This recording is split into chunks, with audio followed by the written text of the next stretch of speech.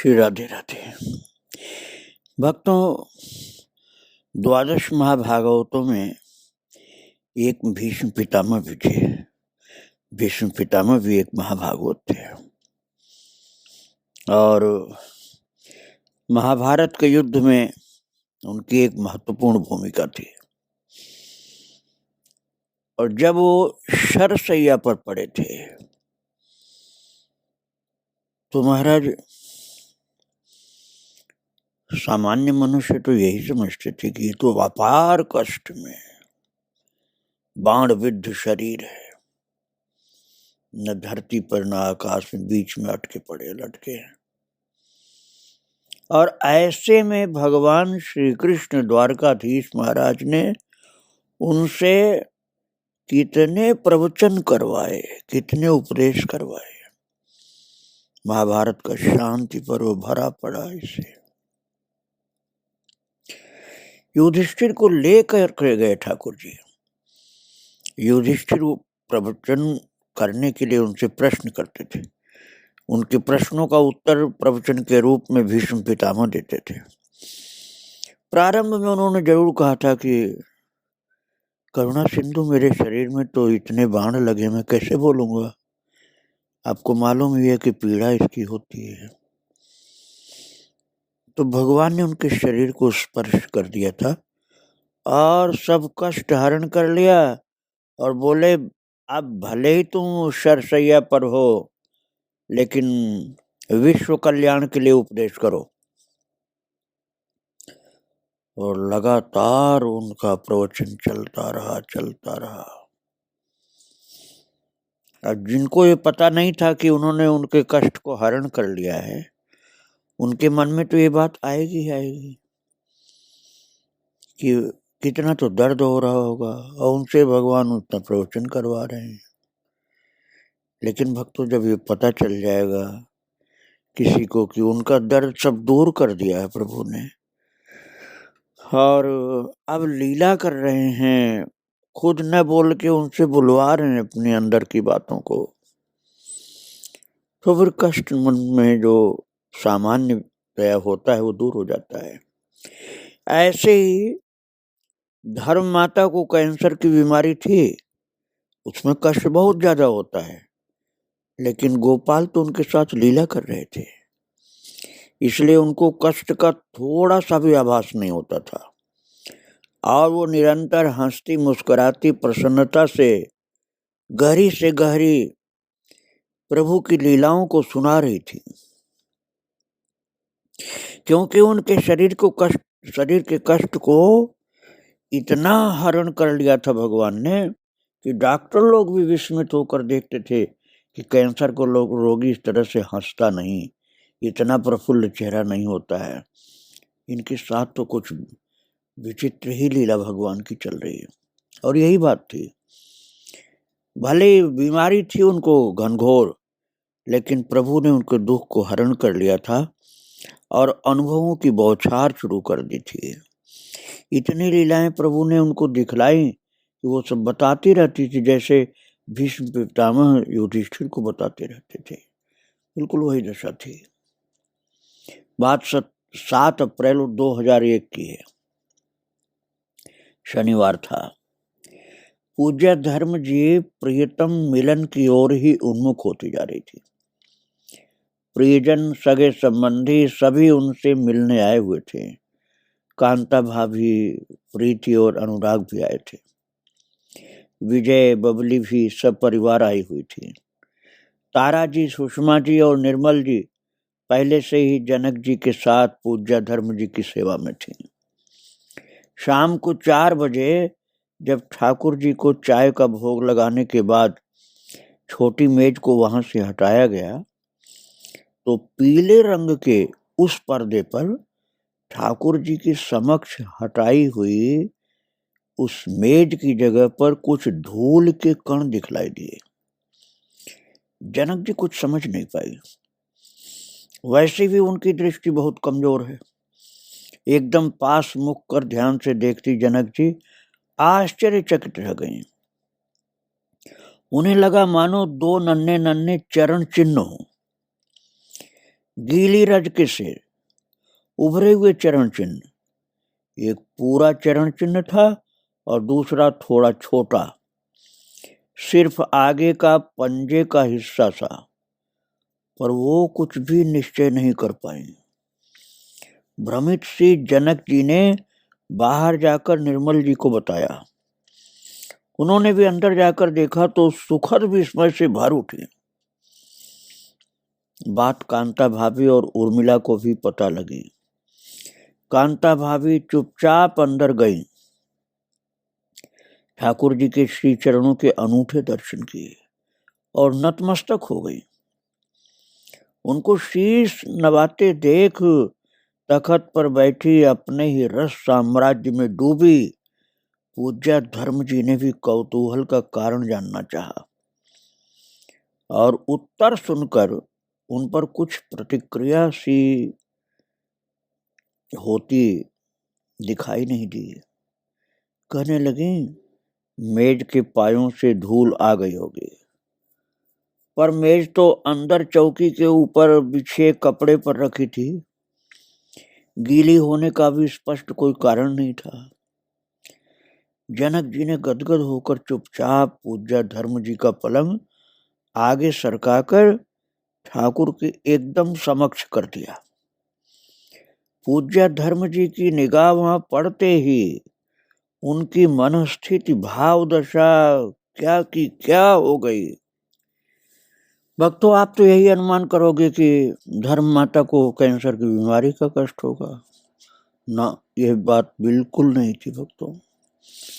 उनको अपने प्रियतम की बहुत ज्यादा प्यार भरी एक लीला प्रत्यक्ष उजागर सी हो गई और इतना आनंद आया उनको कि उनका कंठ अवरुद्ध सा हो गया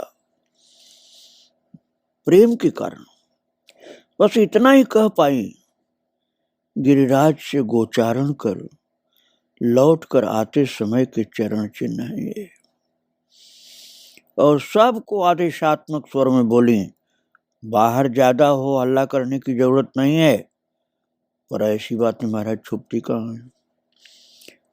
आस पड़ोस में बात पहुंच चुकी थी।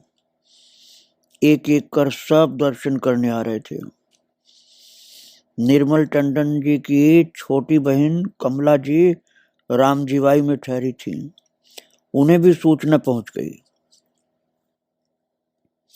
वो भी ठाकुर की सरस प्रत्यक्ष लीला को देखने झट से आ पहुंची।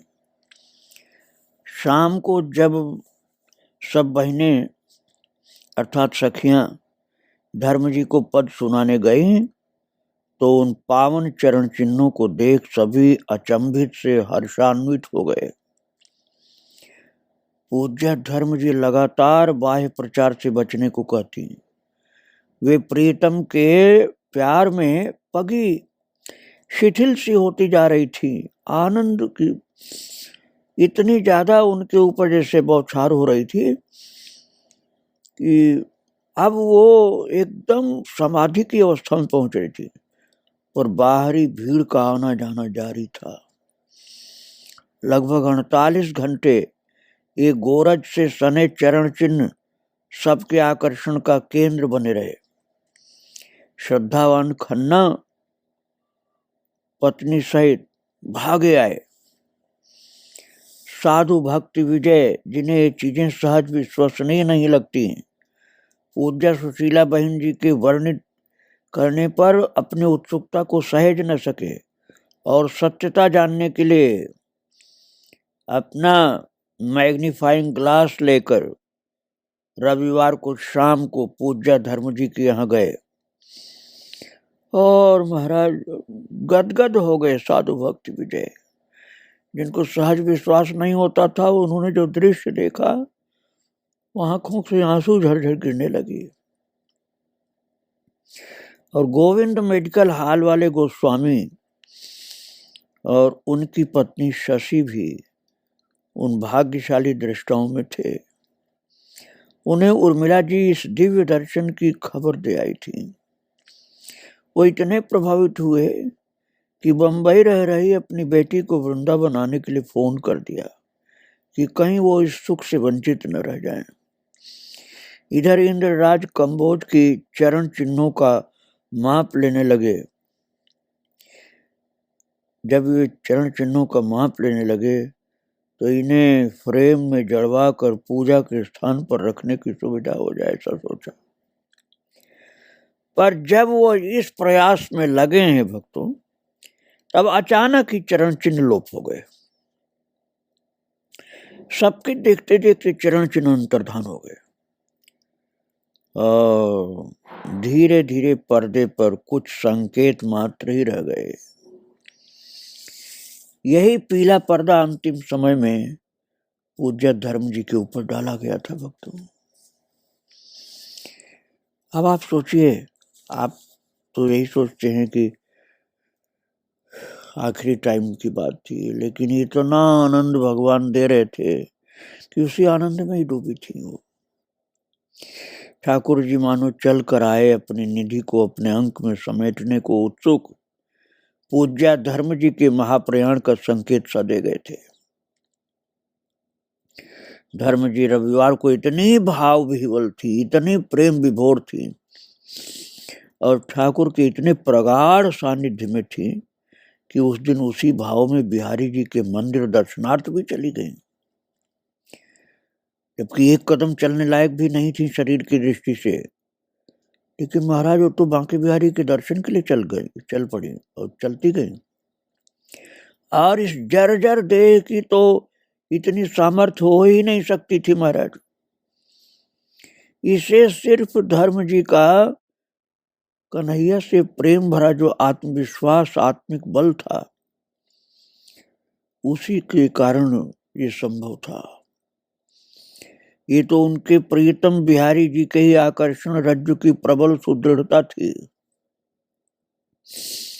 और विजय की गाड़ी में बैठ बिहारी जी के मंदिर की गली के बाद पूज्य धर्म जी कैसे अपने प्राण प्रिय बिहारी जी के समक्ष पहुंची, यह अविश्वसनीय और अकल्पनीय सा ही है।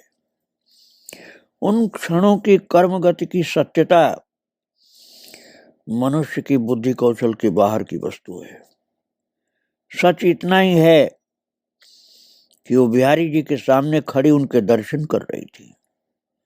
वो एक चमत्कार से कम नहीं लगता। जिस स्थिति में उनका शरीर था, हिलाए न हिलने वाला, उसमें वो चल करके आई हैं और सम्मुख खड़ी दर्शन कर रही हैं।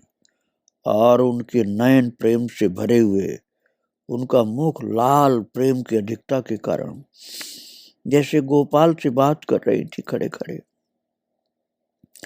अपनी प्राण प्रिया की कोई ललक बिहारी जी क्यों अधूरी रहने देते। वही तो बुलाए थे अपनी शक्ति देकर उनको। प्रेमी भक्त और रसिक बिहारी जी के बीच हो रहे इन सरस कौतुकों की कोई था कैसे पा सकता है। साधारणतः तो लोग यही समझे कैंसर का गंभीर मरीज कैसे चल कर यहाँ आ गया। यह नहीं पता है लोगों को कि बिहारी जी अपनी शक्ति से उनको ले आए थे अपना दर्शन कराने। असंभव को संभव सा करके बिहारी जी ने धर्म जी के अंदर नया आह्लाद सा भर दिया था। प्रेम प्रेम ही प्रेम भर दिया था। और प्रीतम की ये अटखेलियां ही तो इन दिनों धर्म जी की संजीवनी शक्ति थी। किसी को विश्वास न हो, ऐसी प्रसन्नता, ऐसा आनंद धर्म जी के शरीर में दिखलाई पड़ता था। महाराज सुबह कीर्तन के बाद ठाकुर जी को उत्थापन करा करके जब सब बैठते तो धर्म जी से व्यक्तिगत बातें होती, शंकाएं होती, उनके समाधान होते। ऐसे ही एक दिन सुबह इंद्रराज जी पूछने लगे, धर्म जी आत्माएं होती क्या हैं? ये भूत प्रेत, इनका अस्तित्व क्या है? पहले तो पूज्य धर्म जी इस पर वार्तालाप करना नहीं चाहती थी। उनकी इस विषय पर कदाचित रुचि भी नहीं थी, और वो भी सुबह सुबह। पूज्य धर्म जी को तो ठाकुर संबंधी प्रश्न ही सुहाते थे। पर इंद्रराज भाई साहब अपने उत्साह में धर्म जी के मन की समझ नहीं पाए और एक सच्ची घटना सुनाने लगे। उन्होंने बताया कि एक संत गोवर्धन में गिरिराज जी की परिक्रमा कर रहे थे। परिक्रमा के मार्ग पर चलते चलते उन्हें कई बार लगा कि जैसे कोई उनके संग संग चल रहा है, कभी आगे कभी पीछे, कभी किसी रूप में कभी किसी रूप में। अंततः उन्होंने उससे पूछ ही लिया। उस आत्मा ने बताया कि वो एक मंदिर के गोसाई जी थे। एक दिन किसी श्रद्धालु ने ठाकुर जी को स्वर्ण आभूषण भेंट किए। गोसाई जी ने वस्त्र तो ठाकुर को अर्पित कर दिए, पर आभूषण लोभवश रख लिए और इसी बीच उनकी मृत्यु हो गई। इस तरह वो प्रेतात्मा बन गए।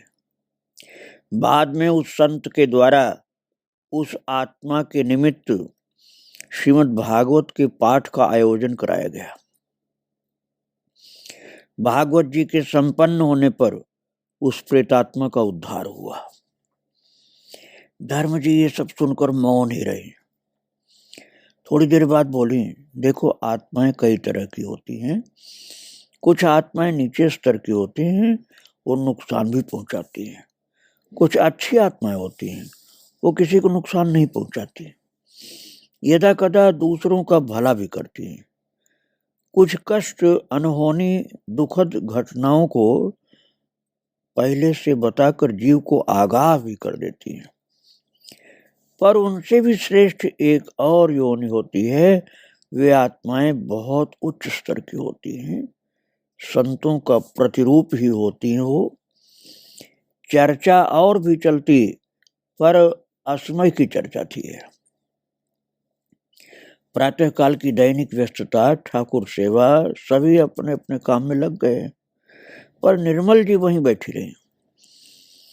पूज्य धर्म जी कहने लगे, निर्मल, जब बिल्लो ने इस धरा से गमन किया तो कुछ दिन बाद एक शाम को वो अचानक मेरे सामने उपस्थित हो गई और मेरी कलाई पकड़कर कहने लगी, धर्म जी, मैं आपके बिना नहीं जी सकती। बहुत प्यार करती थी बिल्लो मुझसे। धर्म जी ने बताया कि बिल्लो मुझसे बहुत प्यार करती थी, पर मैं तो ठाकुर के प्रति, केवल ठाकुर के प्रति लगाव को ही महत्व देती हूँ। मैं भगवान अर्थात कन्हैया, अपने प्रीतम, अपने ठाकुर के को ही महत्व देती हूँ और किसी से जोड़ना मुझे कभी अच्छा नहीं लगता। मैं इस तथ्य से भी सजग थी कि बिल्लो का पांच भौतिक शरीर नहीं है। मैंने दृढ़ निश्चयात्मक अधिक शब्दों में कहा, बिल्लो ऊपर चली जा, ऊपर चली जा, एकदम ऊपर चली जा। 3 बार ऊपर जाने को कहते ही वो आत्मा एकदम ऊपर चली गई। महाराज, सामर्थ्यवान धर्म जी ने इस तरह अपनी प्यारी सखी बिल्लो का उद्धार किया था। ये बात उन्होंने बहुत दिन तक गुप्त रखा, लेकिन अब बता दिया। बिल्लो जी को ठाकुर जी से जोड़ने वाली पूज्य धर्म जी खुद ठाकुर के साथ होने वाले अपने महामिलन की तैयारी में थी। इसका एहसास सभी को हो रहा था, पर वो ठाकुर भी उनसे मिलने को लालायित उतनी ही उत्कंठा से इंतजार कर रहे थे। ये जग को भान नहीं था। महाराज, ऐसी स्थिति को समझना बहुत मुश्किल होता है। एक बार संत उषा जी ने कहा था, स्वर मधुरतम आ रहा है गीत के मिस बांसुरी में, आज मेरा नाम ले ले वह मुझे तड़पा रहा है। रोक मत आली मुझे मेरी प्रतीक्षा में कन्हैया, आप भी अकुला रहा है स्वर मधुरतम आ रहा है। और महाराज, वंशी में अपने नाम की पुकार को, कन्हैया की अपने लिए अकुलाहट को पहचान लिया था पूज्य धर्म जी ने। सच ही तो सांवर किशोर अब पूज्य धर्म जी की उपस्थिति नित्य निरंतर वृंदावन में ही देखना चाह रहे थे।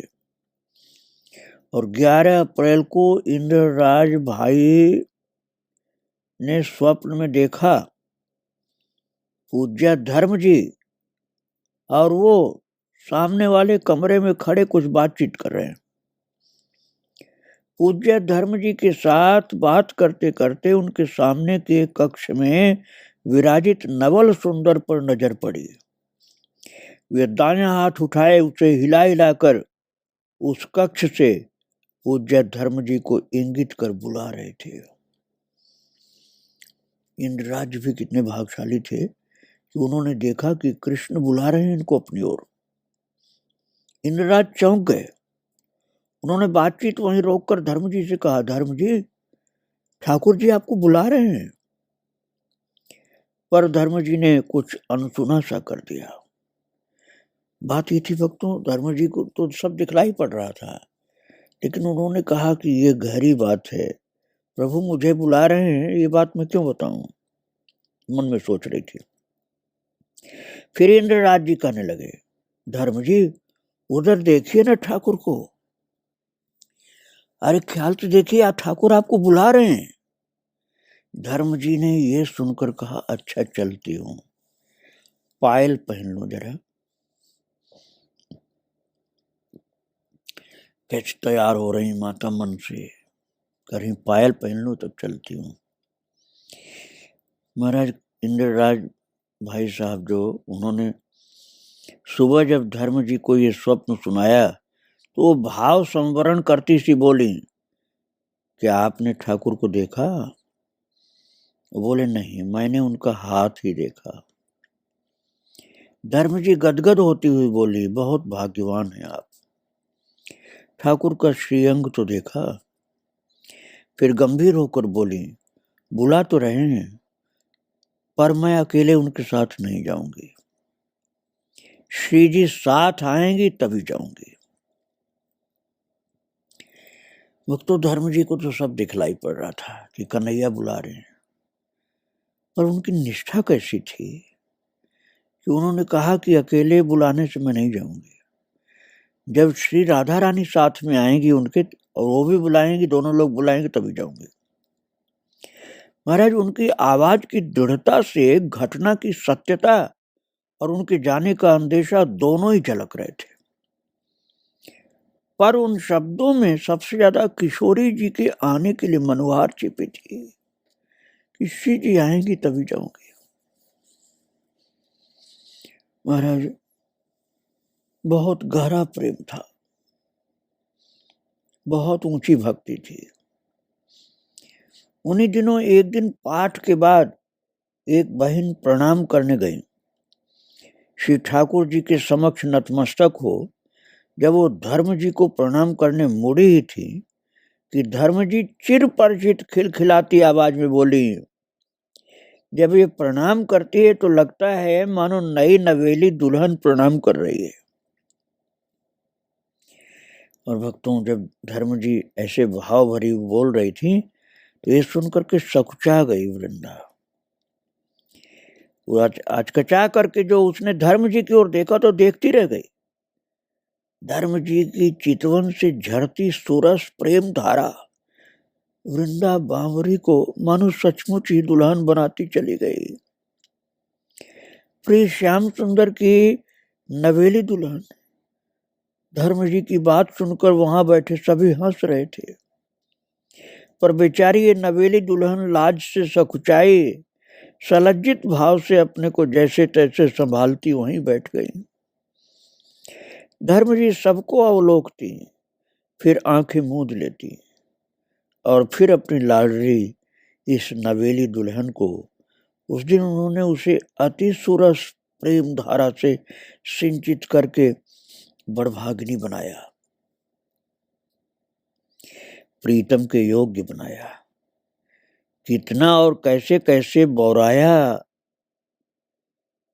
कैसे कोई बता सकता है। सच तो ये है, पूज्य धर्म जी स्वयं उस वक्त सांवरे की दुल्हन बनी, उसी भाव में पगी बेसुध मत से थी, और वृंदा पर हुई ये सरस प्रेम की वृष्टि उसी की छलकन मात्र थी। भक्तों, ब्रज भाव संपन्ना पूज्या धर्म जी रस सिद्ध संत थी, और अपने इन अंतिम दिनों में इतनी उदारता से वे अपनी सारी संपदा छलकाती रहीं, लुटाती रहीं कि कई बार तो लेने वाले की झोली अमूल्य निधि से भर भी गई और उसे पता भी नहीं चला। महाराज धर्म जी इतनी ऊंची महान संत थी कि जिन्होंने, जब आप कहेंगे कि विदाई की घड़ी थी, लेकिन महाराज विदाई की घड़ी क्या थी, वो तो दान करने की घड़ी थी उनकी। संसार में ये स्थिति जल्दी समझ में नहीं आ सकती है। वो तो महान दानी थी, उस समय प्रेम दान कर रही थी, भक्ति दे रही थी, भाव दे रही थी, कृपा की वर्षा कर रही थी। प्रारब्ध के अनुसार आप कह सकते हैं कि जाने का समय निकट आ गया था, लेकिन वो तो भरपूर सेवा कर रही थी भगवान के भक्तों की, भगवान के अंश स्वरूप जीवों की। भक्ति रस से सिंचन करके उनके जीवन को धन्य बना रही थी। इसी महान संत धर्म माता को बारंबार प्रणाम कर रहा हूँ। आगे की चरितावली आप फिर सुनेंगे। श्री राधे राधे, जय श्री राधे राधे।